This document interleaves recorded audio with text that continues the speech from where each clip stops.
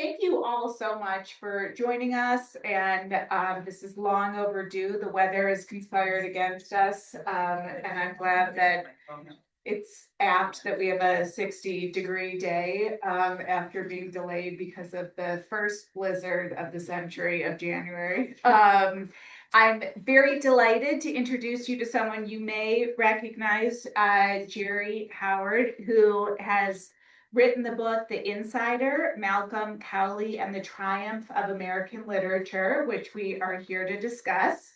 A few words about the author. Jerry was an editor in the world of New York City publishing for 50 years, working with authors like DeLillo, David Foster Wallace, Hanya Yanagihara, Paul Auster, among many, many others. In 2000, Pretty high. well, Proud to say that. Yeah. In 2009, he won the Maxwell Perkins Award for Distinguished Achievement for all of his years of great editing, of which there were several more after a couple decades after. He retired in 2021 as the executive editor and vice president of Doubleday, which only marked the end of one part of his life as a man of letters. He has lived in Tuxedo Park for 34 years. And if you have taken part in these library talks in the past, where we really have had unbelievable authors come up to our neck of the woods, it is because of Jerry, his relationships, his reputation, and his love, I think, of the community and of its library. So we should all be very grateful to him for that, and for this book, which is really brings to life somebody that a lot of people have never heard of, and yet whose life helped shape things that matter to many of us individually and to the world and culture that we live in. So without further ado, Jerry, thank you so much for being with us today. Oh, it's delightful.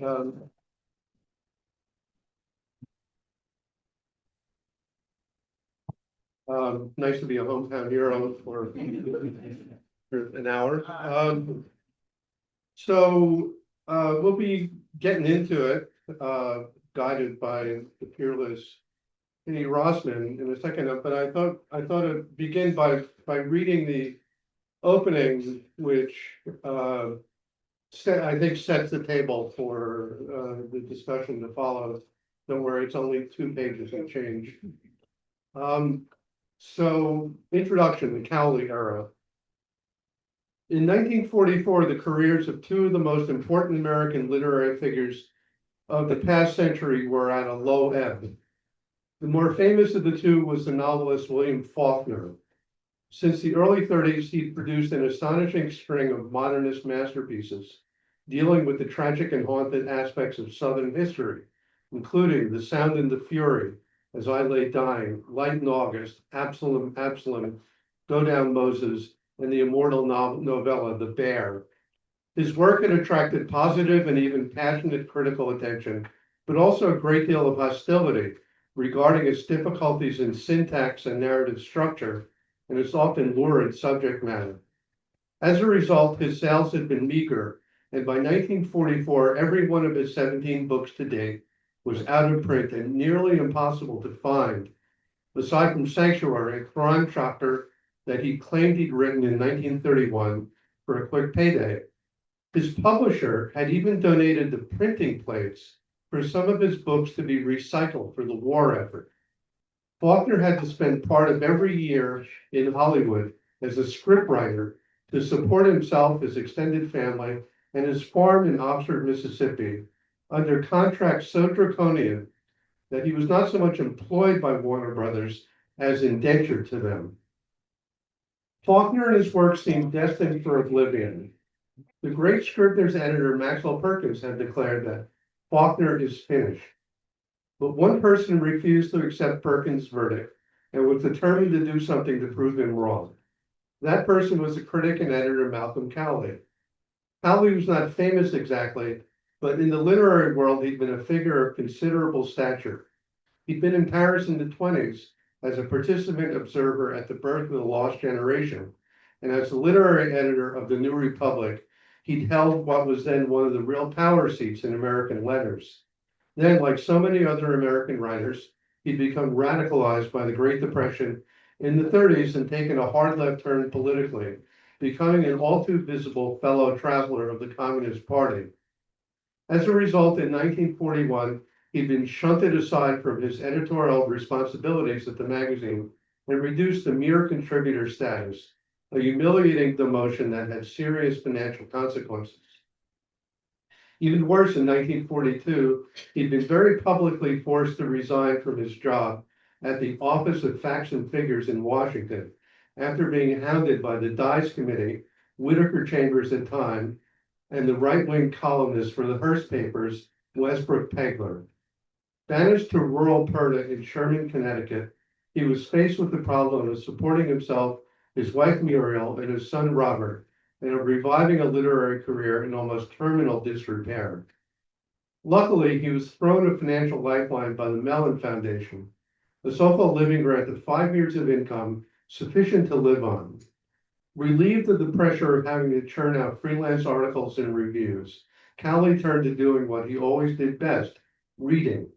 And what he was reading was American literature in all its periods, including the 20th century, in a quest to grasp its inner nature and its commonalities. One of the writers who attracted his attention most strongly was William Faulkner. It seemed to him that a very great literary injustice had been perpetrated. The critics had only read Faulkner's books one by one, and no one had fully grasped that each of his books was part of a much larger project, that of creating the myth and legend of the American South and its guilt-stained history. So Malcolm Cowley began to write a long, critical essay to try to correct this injustice, and at a certain point, he wrote to William Faulkner in Oxford to resolve some questions he had. What happened next was arguably the most successful rescue mission in American literary history, one that would reverse Faulkner's drift into obscurity and lead to his recognition well into his lifetime as not just an American classic, but a writer of world stature, worthy of the Nobel Prize in Literature. Just to say that what happened next was a volume called The Portable Faulkner, which we will speak about. Yes, we'll get there. Thank you for that. Okay, so just a couple, just to start, how did you first become aware of Cowley, and when, and what impact did it have on you? So you won't be surprised to know that I was an English major. And I graduated from college in 1972, and I wasn't real happy about it.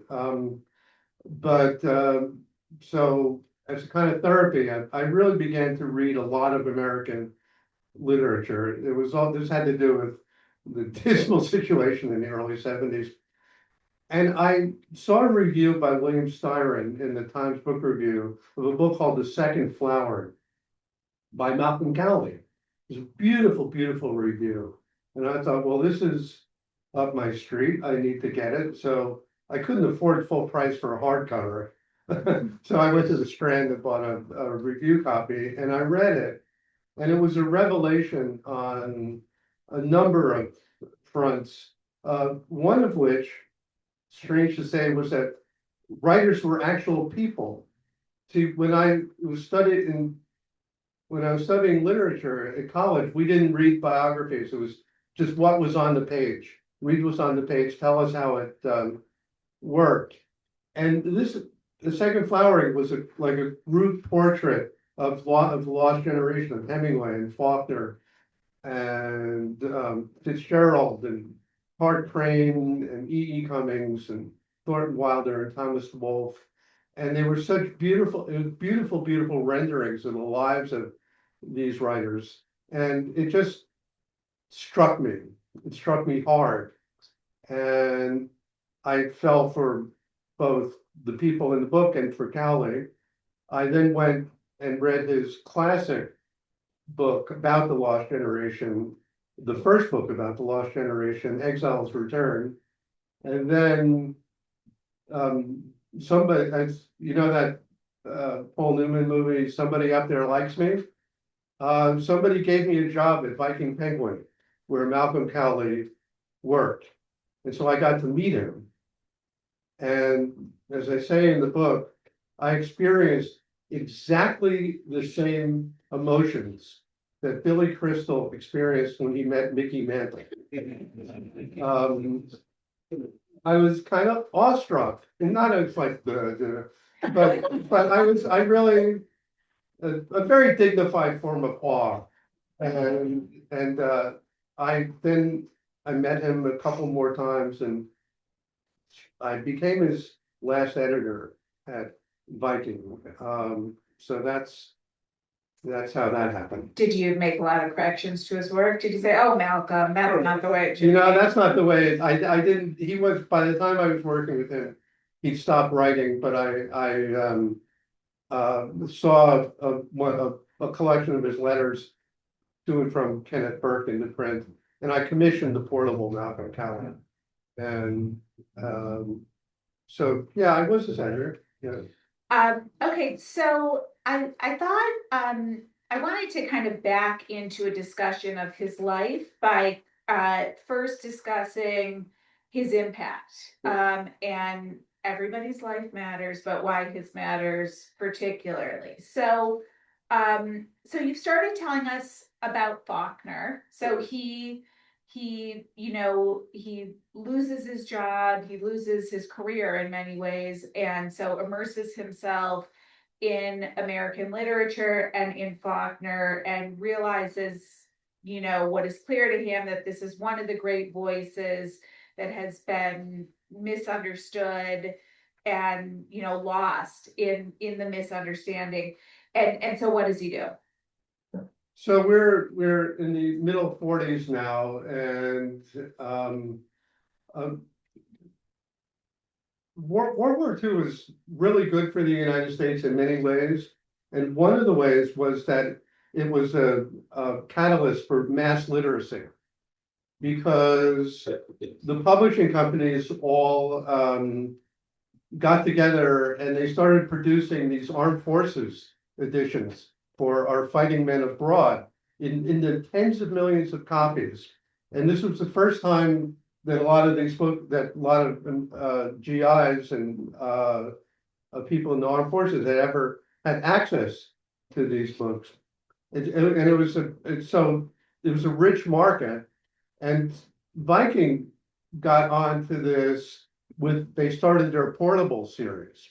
They did a Alexander Walcott put together this like American Reader. I'm blanking on the name of the title, that sold in many tens of 100,000 copies, and said, hey, we have a good thing. So they started doing other Viking portables. The portable Shakespeare, the portable Dorothy Parker. And inevitably they did the portable Ernest Hemingway. And they went to Cowley to edit it. And Cowley was probably the best critic on Hemingway, and a consistent critic on Hemingway. He did a really, really good job on the portable Hemingway. And Hemingway was huge.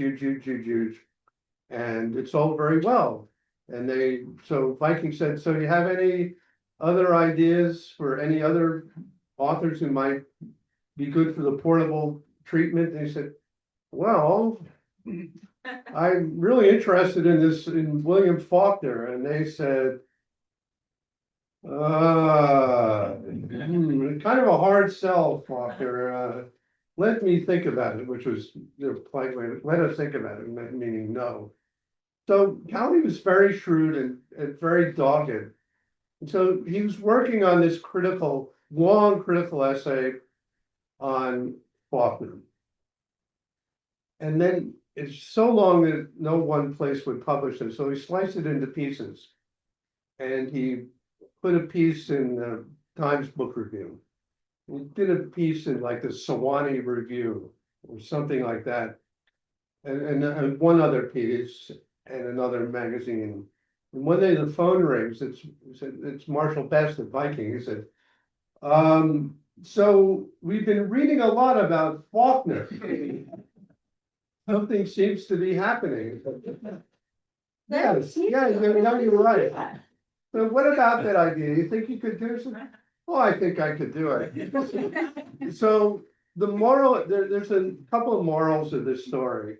One is that the system, you can manipulate the system. If you're smart and you know how the system works, you can turn it to your advantage.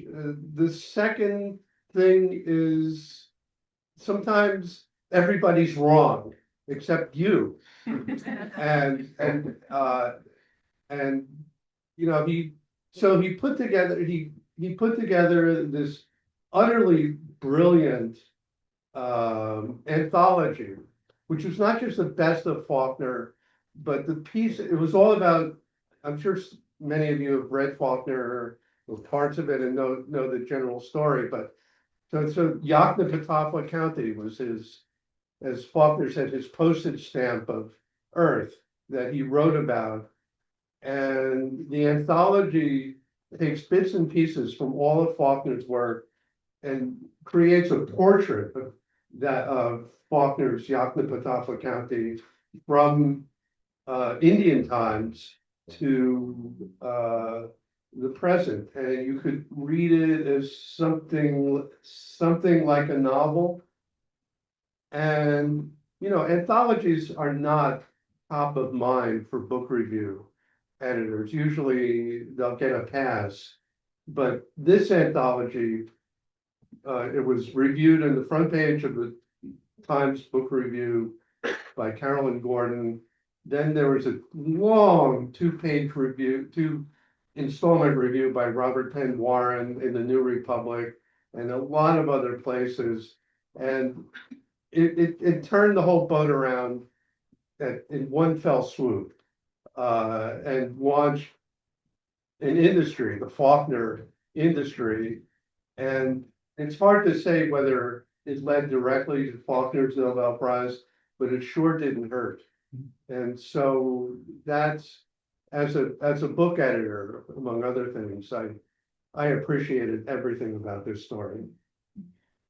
Okay, so next, tell us about Jack Kerouac and what Cowley's role was in his literary career and how he made it happen. So I'm sure many of you have read On the Road. And I'm sure in your head, you probably have a picture of Kerouac sitting down at his typewriter day after day, and in 22 days, spontaneously, quote unquote, producing On the Road. That's true and not true. He did bang it out in 22 days on a scroll, which not regular manuscript, but he typed together drafting paper. He taped drafting paper and he just put it through the typewriter.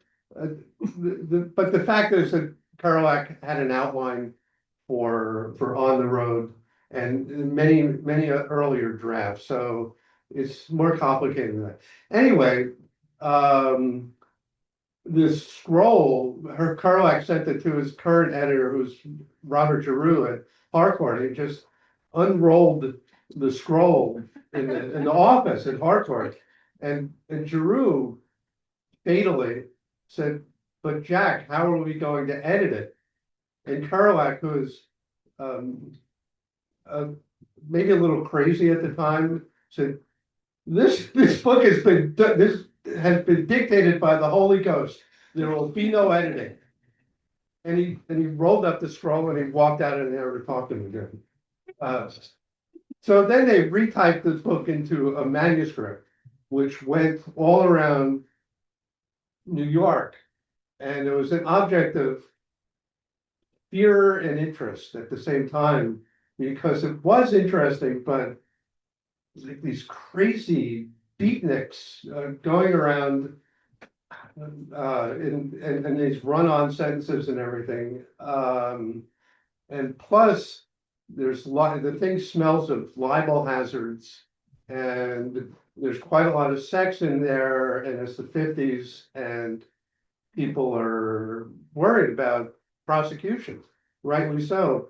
So Viking was one of the places that was scared stiff of the book, except Cowley, who saw the book in the context of generational, like because he'd been involved very much with the lost generation after World War One, and he thought that something as cataclysmic and titanic as World War II would inevitably have a big effect on American literature and sensibility. So but what happened was over 5 years, literally 5 years, he spent moving Viking around to a place where they thought they can and should publish it. Now, how did he do this?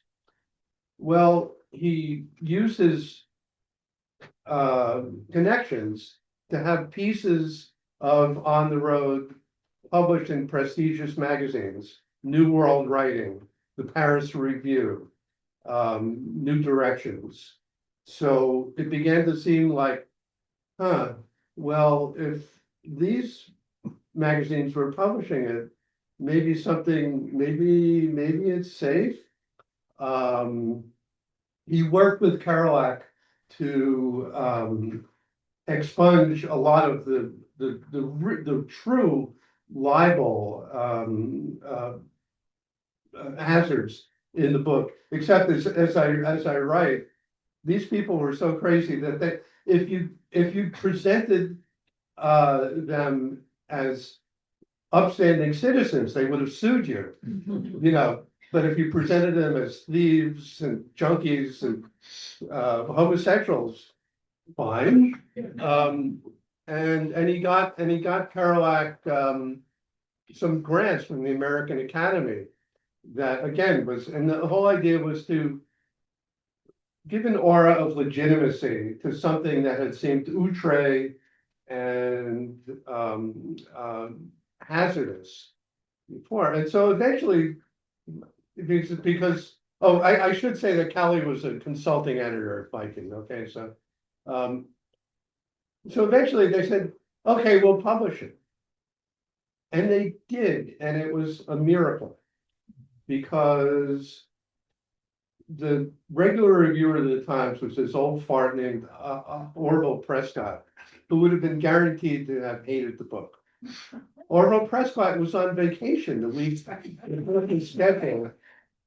And sorry, I'm blanking on the name of the reviewer. But he gave it the most glorious review send-off you could imagine. And so this was a literary equivalent of Elvis Presley being on the Ed Sullivan Show. All of a sudden, there's a freedom of not just of writing, but of living that was proposed by On the Road, and it just hit the culture like a thunderbolt, and leading to, in many ways, directly leading to the counterculture of the 60s. So that's an achievement. Well, yeah. All right, and then the last example, and then we'll dial back a little and talk about how Cowley develops his taste and his eye and all of his experiences. Tell us about Ken Kesey. Well, this is a lot shorter, but one of the ways that Malcolm couldn't make a living just on what he got as a consulting editor for Viking. So he had to teach. He would be a visiting professor at a number of universities. But one of his steadiest gigs was at the Stanford writing program. And he was there numerous years. But in 1961, there was like an especially brilliant class there, Larry McMurtry, a lot of other names, but also this ruffian wrestler from Oregon by the name of Ken Kesey, who had what Cowley called a loony bin novel. That novel was One Flew Over the Cuckoo's Nest. And Cowley worked with Casey to get the thing into shape.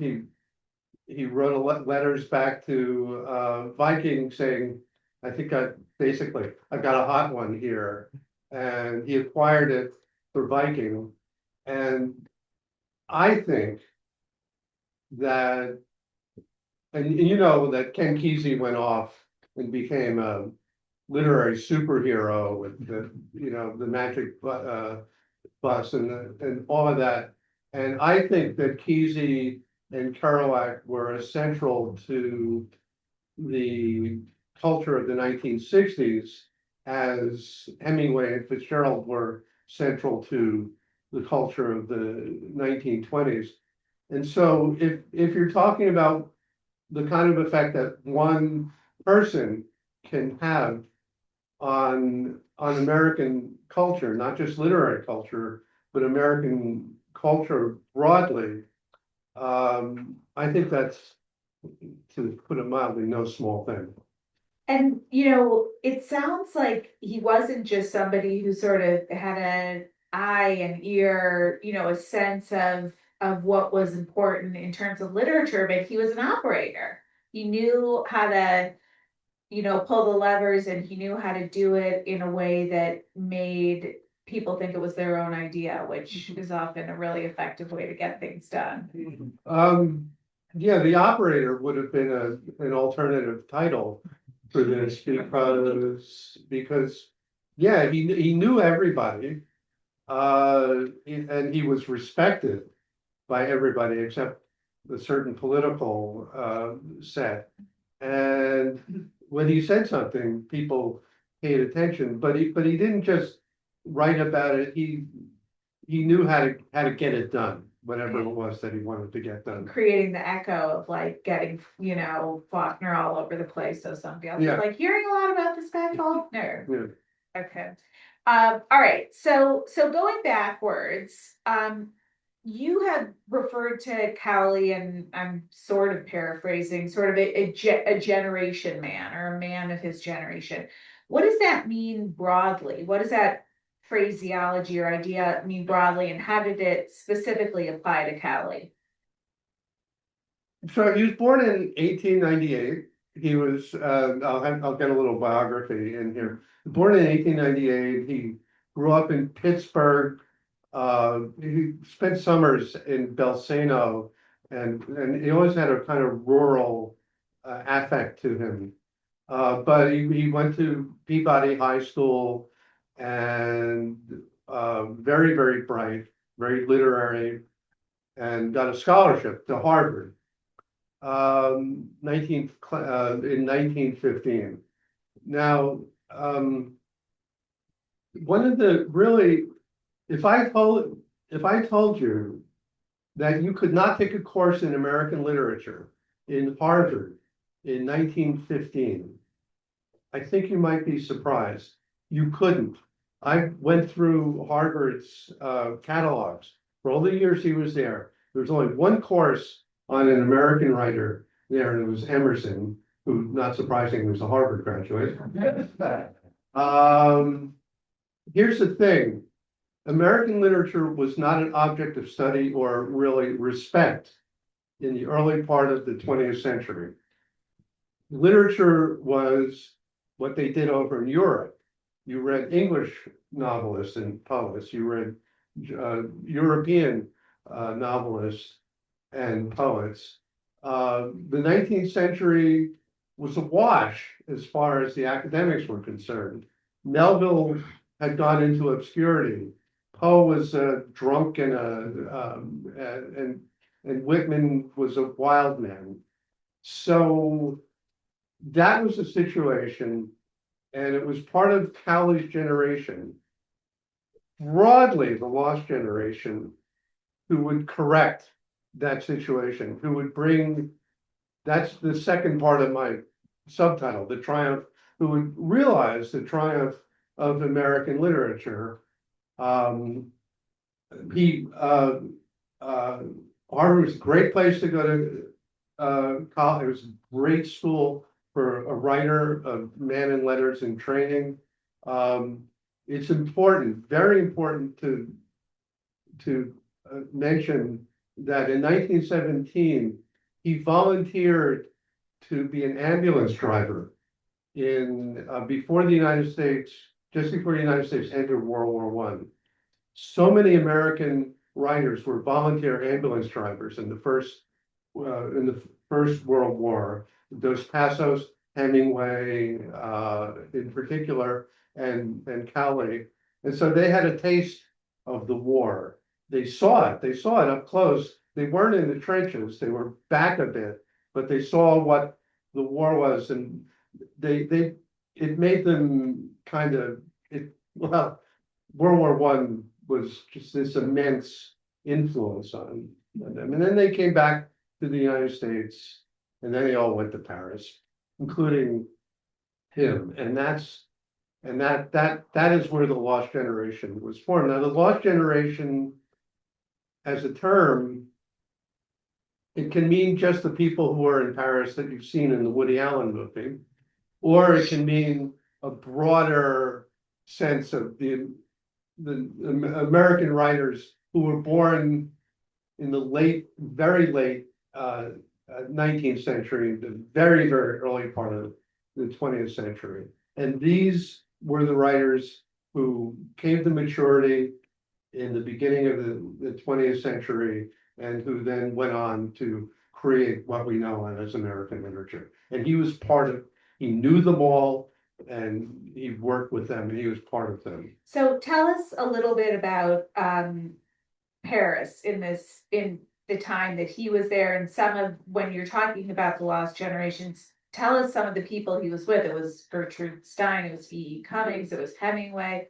So the American culturati were pretty sick of the United States in the early 20s, because the business culture had taken over, and they said, we got to get out of here. There's no place to be an artist or a writer. And they all headed to Paris, buoyed by the very favorable exchange rate, which you should never forget when you think about what happened. And they were pilgrims to Paris, and anybody was around. I mean, Joyce was living in Paris. Hemingway was, you've all read probably, or A Movable Feast. Hemingway is there. Gertrude Stein and Ezra Pound are holding court, and Cowley was there for 2 years.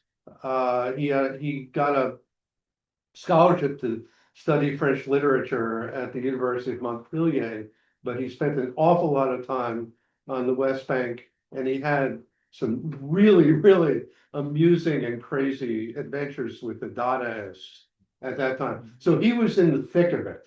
He was there as it happened, and he never forgot it, and he thought about what it meant. But here's the ironic thing. The Americans came to Europe and to Paris as pilgrims, looking to emulate the Europeans, but the Europeans were more interested in the Americans, because they loved our culture. They loved the energy and freedom of American popular culture. And so it gave the Americans a sense of themselves that they wouldn't have had if they'd stayed in the United States. So it was a great transaction in both directions.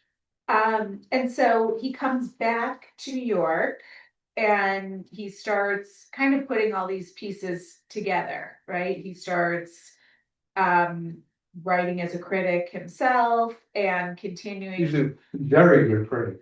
And he's hobnobbing, and he's helping to sort of frame this idea that there is an American tradition. You know, he does what editors good editors do very well, which is sort of take all sorts of pieces and help make a case for how it, should be seen as something bigger than the pieces. So tell us a bit about what he does when he gets back.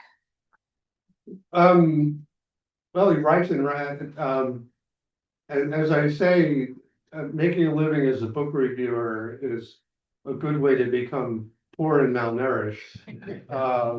But he did it put it together, and eventually he did a lot of writing for the New Republic, and then he became the literary editor of the New Republic, which brought a salary which was welcome, but it's hard to convey how prestigious the New Republic was at that time. And as I say, it really was a power seat in American culture. And he was just a terrific literary editor. And I'll give one, he gave a lot of people their start. I will mention one person, John Cheever.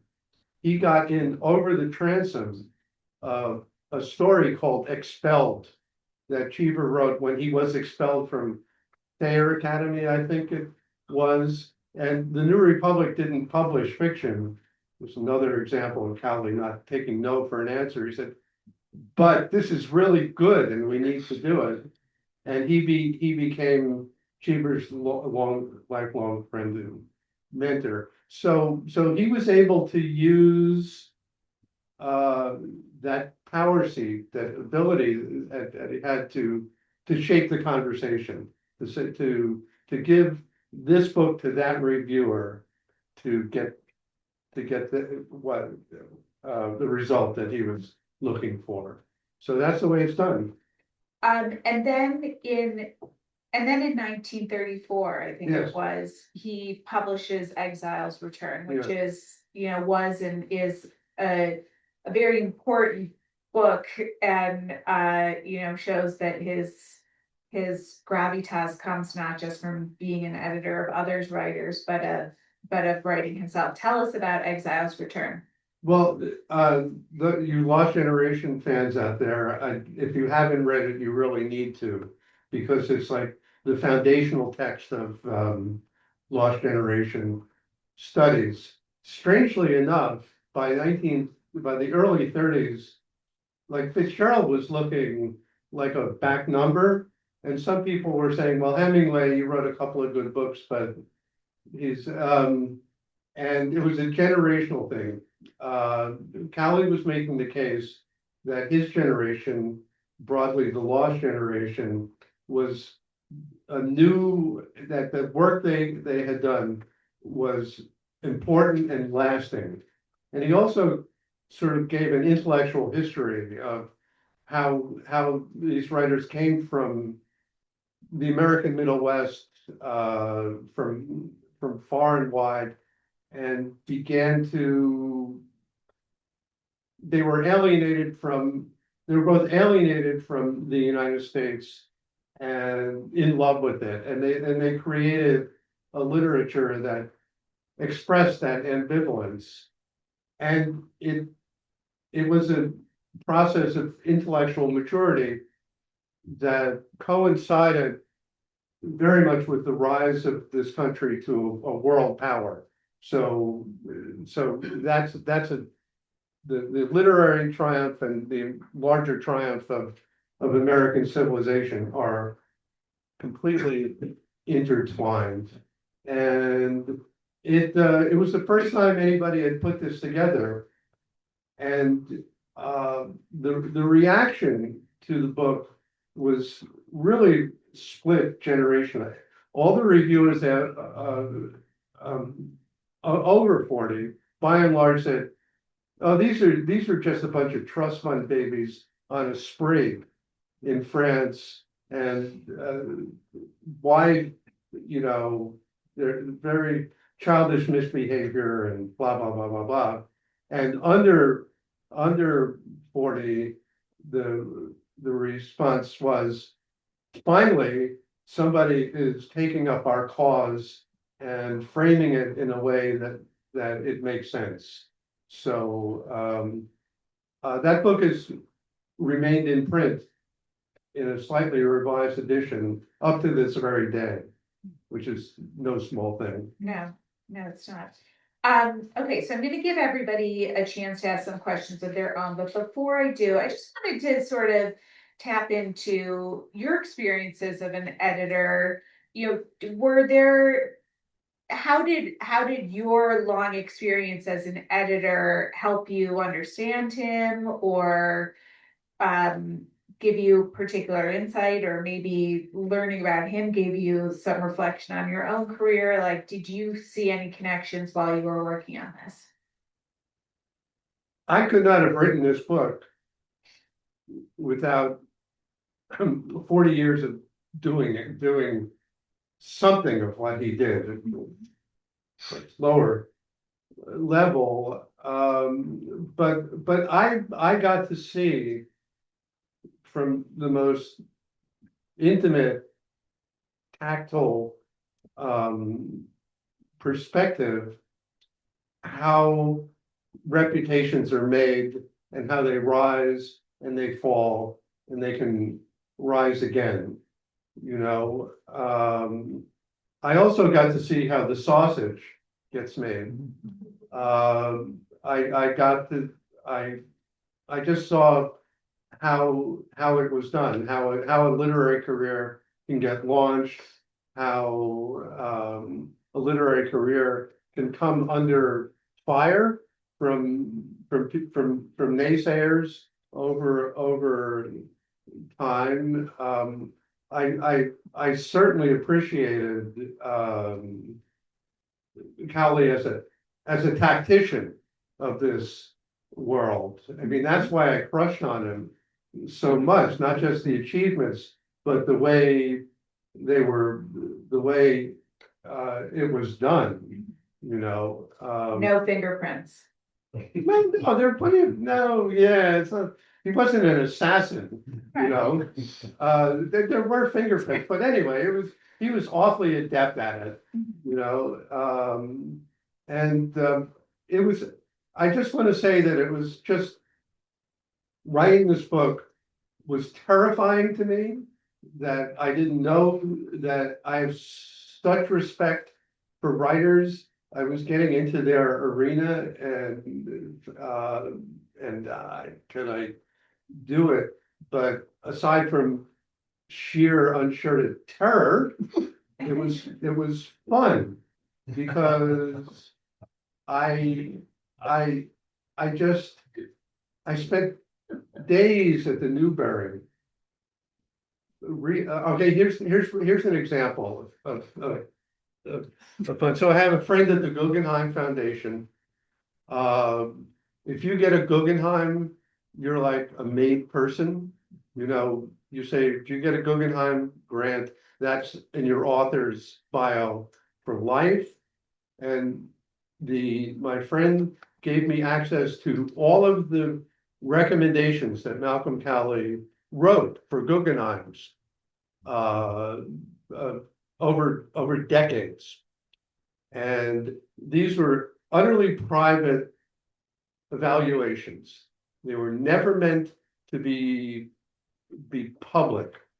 And I felt I was looking in on the conversation, the candid, utterly unvarnished conversation in American literature about who was doing what. And by the way, his judgments were very, very good. He had a batting average of about 70% of the people he recommended for the Guggenheim. And I could multiply that experience endlessly, but I really saw from deep inside how the system of American literary prestige works, how it's maintained, and how what's said outside the public realm. So last thing I'll ask, and then we'll open up. How does the legacy of this man who most people have never heard of, Malcolm Cowley, how does it measure up to these, towering figures who are obviously very recognizable to the culture, but, there's so many of them whose careers, he really helped make in many ways. How does he measure up to Hemingway and to Faulkner and to Kerouac, etc.? I think I wouldn't frame it that way, measuring up. So when I started this book, one of the models that I had in mind, or the model that I had in mind, was Maxwell Perkins, editor of Genius, about this great Scribner's editor who worked with Hemingway and Fitzgerald and Thomas Wolfe. And nobody, that book was published in 1979, I believe. And up to that point, people were vaguely aware of who Maxwell Perkins had been, but they didn't know much about him. And A. Scott Berg, who not coincidentally went to Princeton, wrote this wonderful, wonderful book, which took Perkins from the background and put him in the foreground and said, this is who he was, this is what he did, and you can say in polite intellectual company the name Maxwell Perkins, and people don't go, huh? I don't think I've quite accomplished what Berg did with Perkins, but I do want to say that I managed to write a book that has been reviewed in all the smart places, and aside from the salve to my ego that provides, that's my mission accomplished. Index, because if this book and Cowley have been noticed and written about intelligently in the New York Review of Books and Harper's and the Times Book Review and the New Yorker, okay, that's so Cowley's name was down there. I think it's up here. So I'm grateful for that attention. Okay. Okay, would anybody like to ask any questions? Yes. How much did you interact with Malcolm Cowley directly, or is the project really? Just a bit. Some letters. I saw him give a really, really memorable talk at the Fels Library in 1982 about his political troubles. There's a huge amount of politics in this book. We can talk about later. I'll tell one story. He lived up in Sherman, Connecticut, in a converted tobacco barn that he bought in the 30s. And I went to his 90th birthday party there with a professor from Yale. And it was shocking to me, because I went there and he and Muriel were wheeled out in wheelchairs. They were really, really old. It was my first encounter with the old.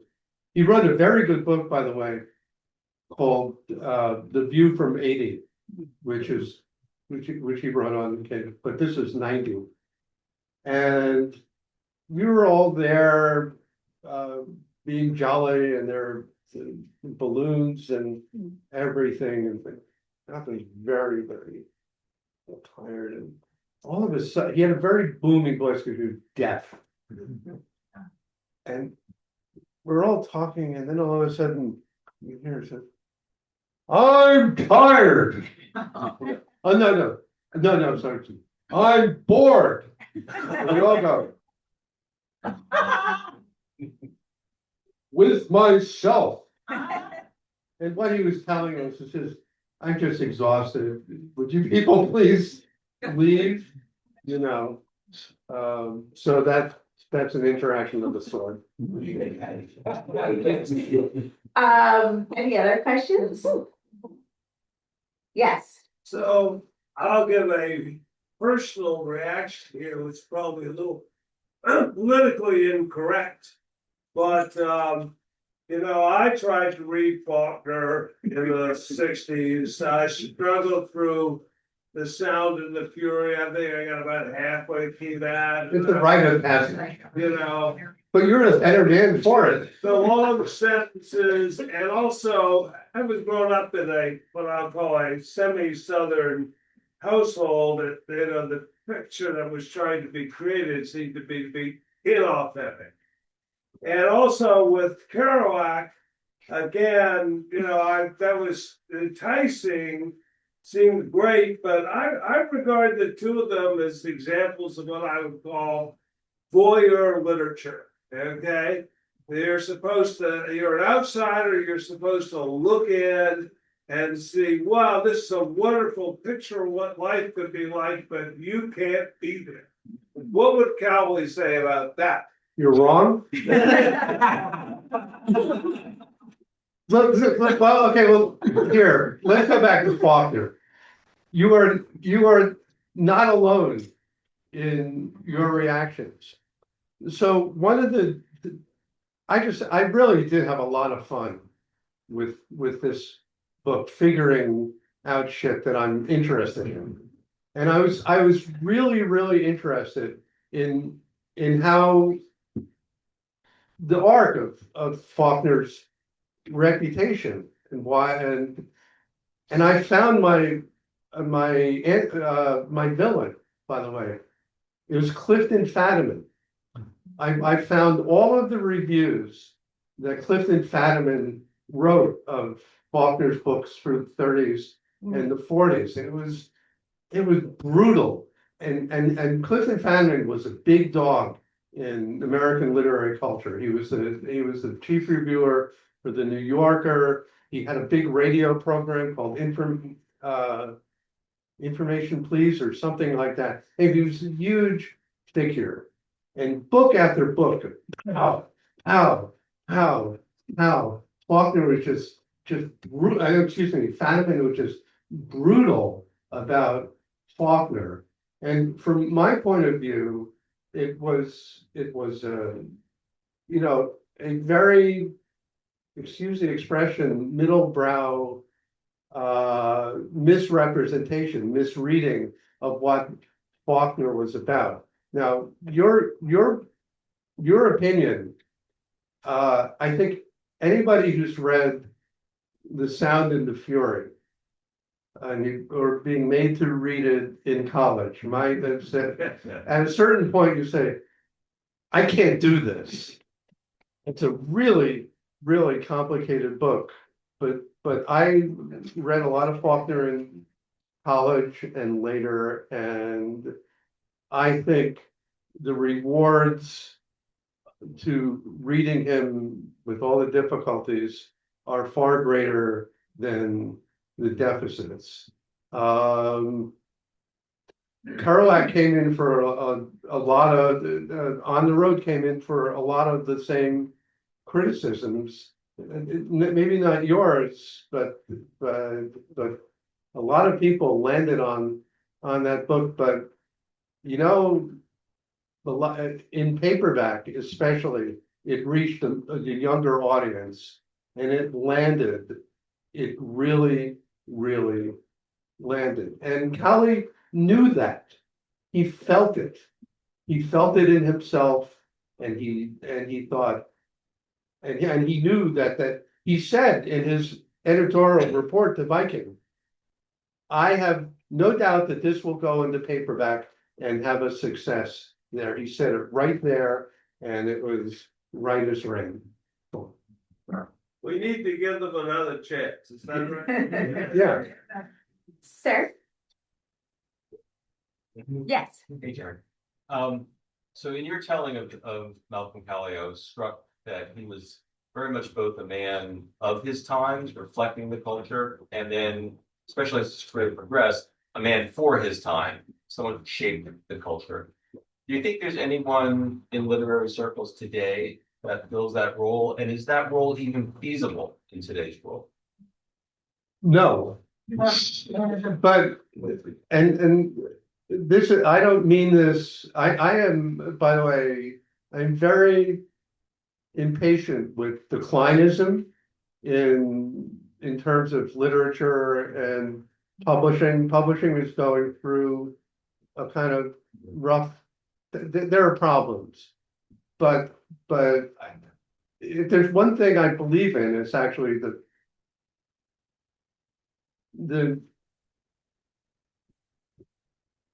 literature will always win through because we need it. But the conditions that Cowley's life and career under which it flourished don't exist anymore. When he was starting out in the teens and the 20s, I mean, he wanted to be a man of letters. We will expand that to a person of letters, but it was really reasonable. You could, it was almost like a job description, man of letters. There were lots of these people around. They were important. They were respected. They had sway. Those conditions don't exist now. The kind of respect that critics had in the 50s, in the 1950s, they called it the age of criticism. People read Lionel Trilling like you know, he wrote this book. Oh God. Well, all right, forget it for a second. It's my brain. That's just a hole in my brain. But now that is not the case. So I was very, in my introduction, I was careful to point out that the milieu that he that he worked and lived in was very white, very upper middle class, very straight, heterosexual, and that I don't know how many lessons you can take from his life and apply to our time today, which is far more open in every way. But I think a lesson that you can get is that one person with a lot of savvy and a lot of conviction and a lot of courage can make a difference in the way things go.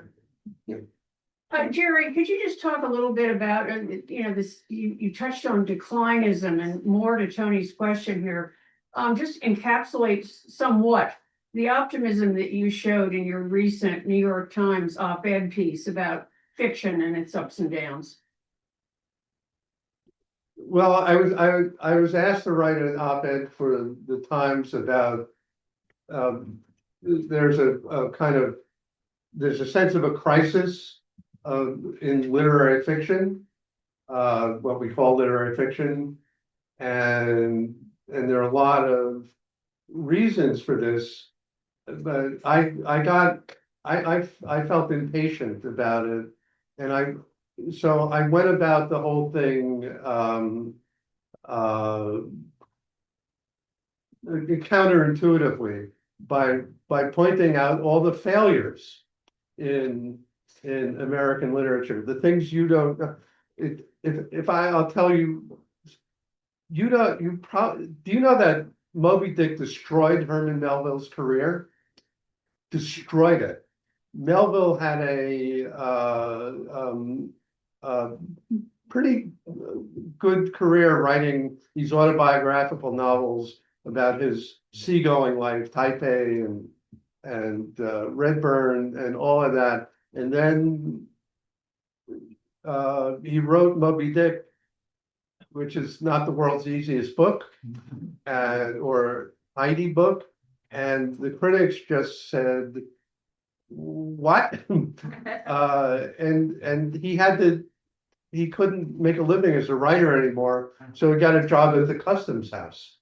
that was that. I cite the example of On the Road as a book that publishers ran away from. Faulkner is another example. The great American novel is by common consent, The Great Gatsby, right?